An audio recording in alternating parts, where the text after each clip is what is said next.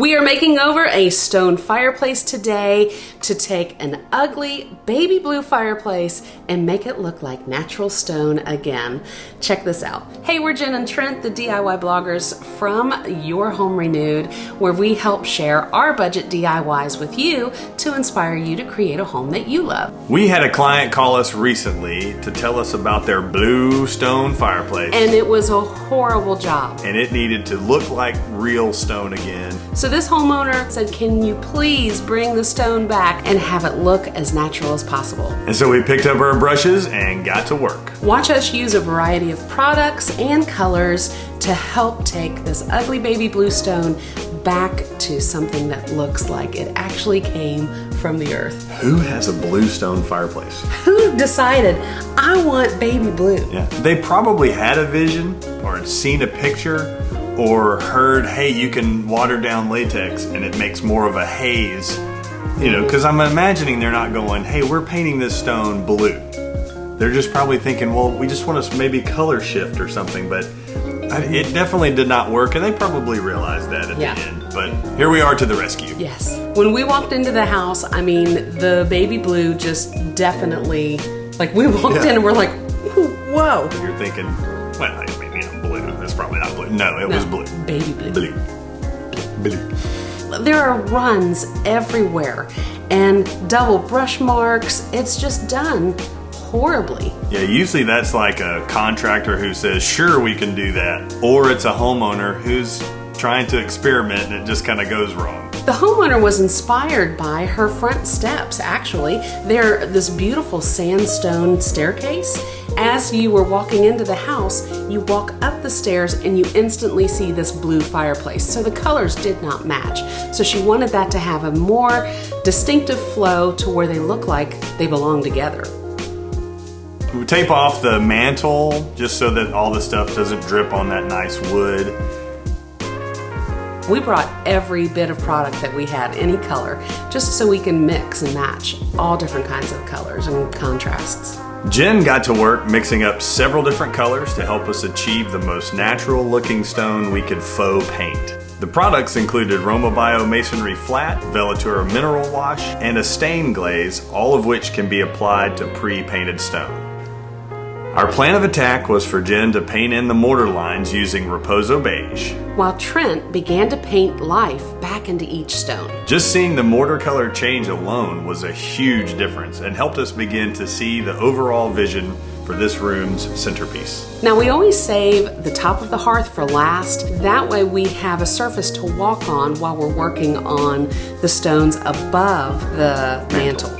So to make the most realistic looking stone, I was thinking in layers, variety of color, and texture. I used each stone to sort of tell me what the stone really looked like before it was blue. You were the Bob Ross of stonework. Yes, yeah.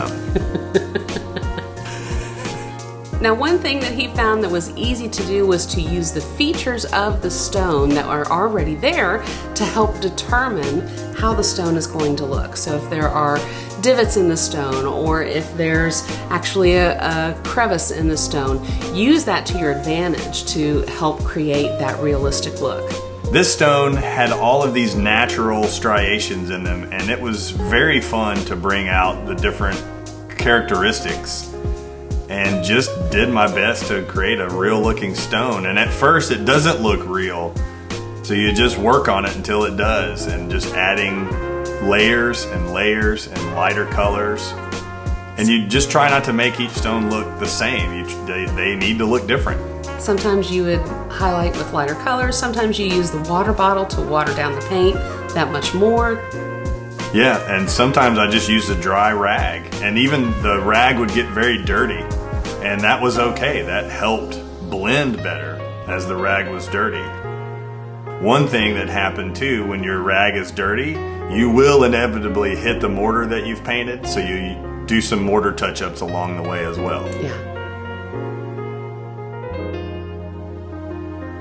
This was another great stone because it was so chunky, and there was just so many possibilities.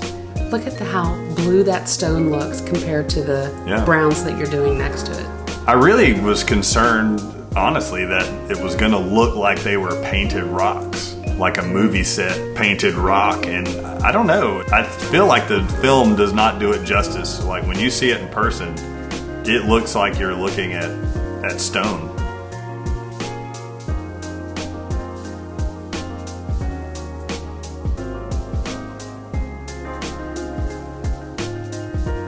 Slowly but surely, the blue tinted fireplace was starting to look natural again. So just continued working my way around. Each layer was different. Sometimes I started with a gray color, sometimes a brown color, sometimes both. There was a see-through black glaze that really came in handy to create some shadows. And then I used the lighter colors to bring out highlights so that it didn't look too dark.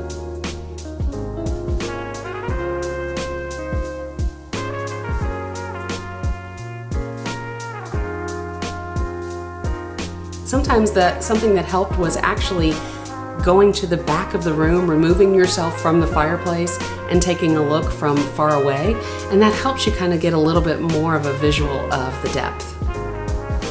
On the hearth, a lot of the stones are flat, so they don't have as much character, so it's a little harder to faux paint. But as you can see, there are some divots and small lines in there that I tried to highlight. Here I'm putting down light colors in some areas, darker colors on other stones. Dry time is important because it needs to dry a little bit before you can start working with it. So I would kind of work ahead, adding color to the stones, and then come back and work on previously painted spots.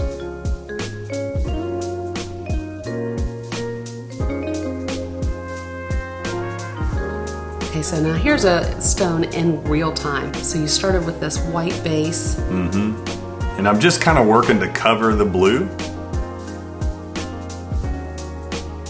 And then I brought in that glaze and sort of put in some depth. And it looks like a mess, like it's not gonna work, but it ends up being okay. Kind of makes it dirty looking, which is what a stone looks like. The side is also difficult. That's where it's cut.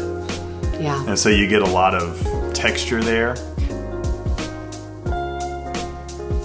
Okay, so there, I just put in a blob of brown paint and then wet it with the water bottle and then use the rag to spread the paint around.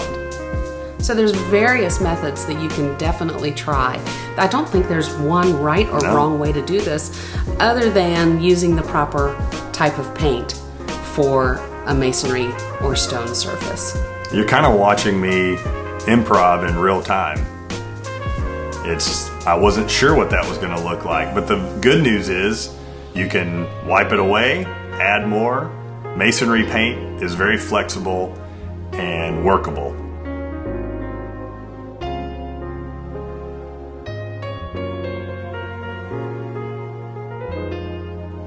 It's beautiful.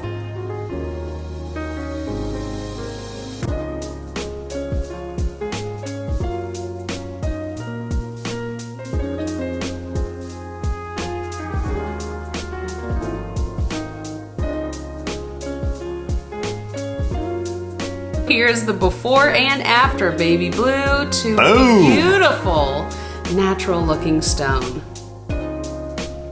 The fact that the stones look this real and not painted is a testament to both artistry and great products.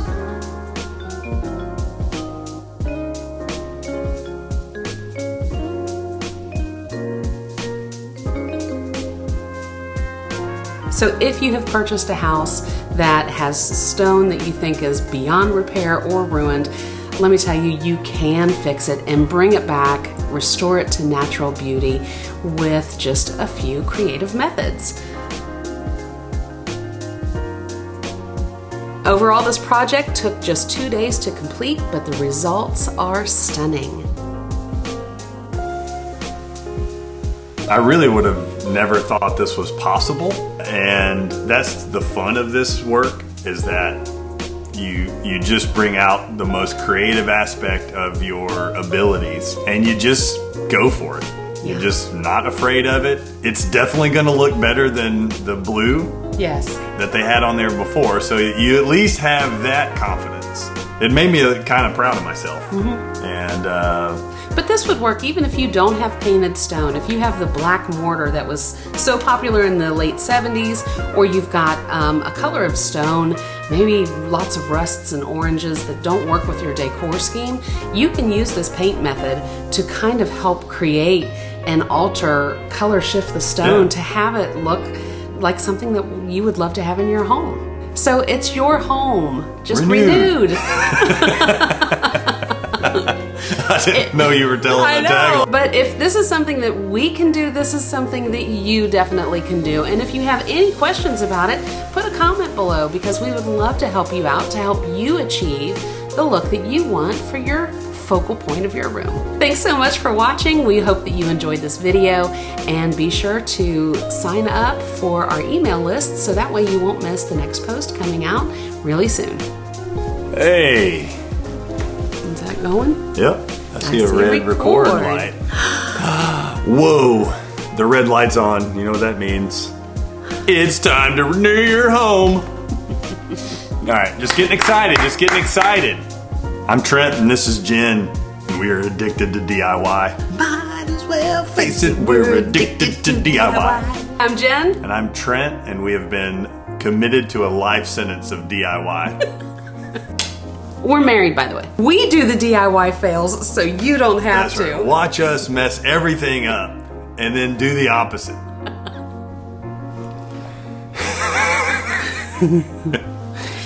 3, 2, 1, Little House.